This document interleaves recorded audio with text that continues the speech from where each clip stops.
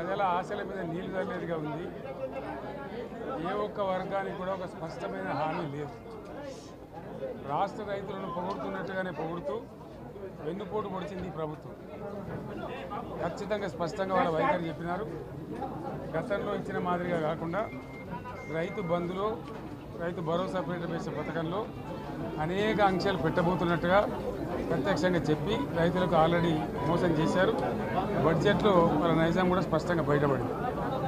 గత ప్రభుత్వం అన్ని రాష్ట్రంలోని అన్ని వర్గాల సంక్షేమాన్ని, వాళ్ళ ఆర్థికాభివృద్ధిని కాంక్షించి అనేక పథకాలు ప్రవేశపెట్టడం జరిగింది. ఒక్క పథకం మీద కూడా ఇప్పుడు స్పష్టత లేదు. ఫర్ ఎగ్జాంపుల్, యాదవుల కోసం ఉన్నటువంటి వాళ్ళ అభివృద్ధి కోసం పెట్టినటువంటి గొర్రెల పెంపకం పథకాన్ని టోటల్గా మూసివేసినట్టుగా మనకు అర్థమవుతా ఉంది. ఇప్పటికే యాదవ సోదరులు చెల్లించిన డిపాజిట్ కూడా తిరిగి వాపసు తీసుకున్న ఈ ప్రభుత్వం ఎక్కడ కూడా లేదు. అత్యంత అడుగు వర్గాలు అని డబ్బా కొట్టినట్టు కొడుతూనే వాళ్ళ గొంతు కోసింది ప్రభుత్వం. దళిత వర్గాల కోసం గళితంలో ప్రవేశపెట్టబడ్డ విప్లవాత్మకమైనటువంటి దళిత బంధు పథకాన్ని ప్రస్తావన కూడా లేదు. ఇది చాలా దురదృష్టకరం. దళిత సమాజం పట్ల వీళ్ళకు ఉన్నటువంటి నిర్లక్ష్యానికి, వాళ్ళ ఫ్యూడల్ విధానానికి ఇంతకన్నా గొప్ప నిదర్శనం ఇంకోటి అవసరం లేదు. అదేవిధంగా మత్స్యకారులకు ఆ భరోసా లేదు. ఎవరికి కూడా చెప్పుకోదగ్గ భరోసా లేదు. ఇందులో విశేషం హైలైట్ ఏంటంటే, ఆర్థిక మంత్రి ప్రతి మాటను ఒత్తి ఆ డబ్బు వచ్చినప్పుడు అదేందో పెద్ద మహాప్రపంచ విజయంలాగా ఒత్తి చెప్పడం తప్ప కొత్తది ఏమీ లేదు.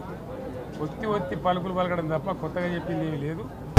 ఏ ఒక్క కొత్త సంక్షేమ పథకం కానీ ఏది కూడా లేదు. మహిళల పట్ల కూడా చాలా స్పష్టంగా చెప్పాల్సిన అవసరం ఉండే. కానీ వాళ్ళు మేము 1,00,000 కోట్లు ఇస్తాం, అన్ని రుణాలు, ఆ రుణాలు వీలేదో ఇస్తున్నట్టుగా అది ఆల్రెడీ ఉన్న స్కీమే, నథింగ్ న్యూ అబౌట్ ఇట్, ఏమి లేదు.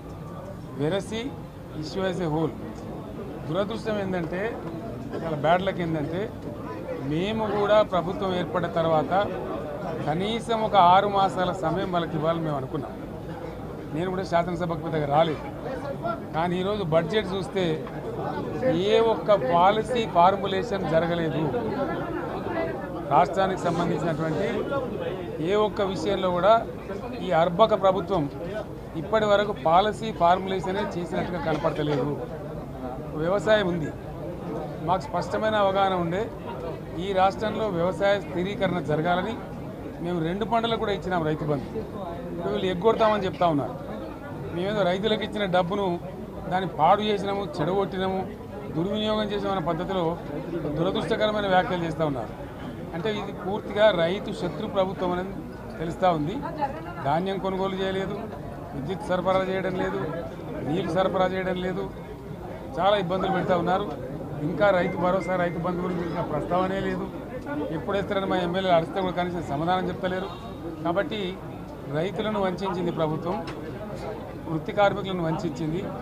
ఒక్క పాలసీ, ఇండస్ట్రియల్ పాలసీ ఏమి లేదు. బట్టి గ్యాస్ ట్రాష్ పంచరంగ ఈస్మాన్ కలర్ లాగా చెప్పడం తప్ప, స్టోరీ టెల్లింగ్ లాగా ఉన్నది తప్ప బడ్జెట్ చెప్పినట్టు లేదు.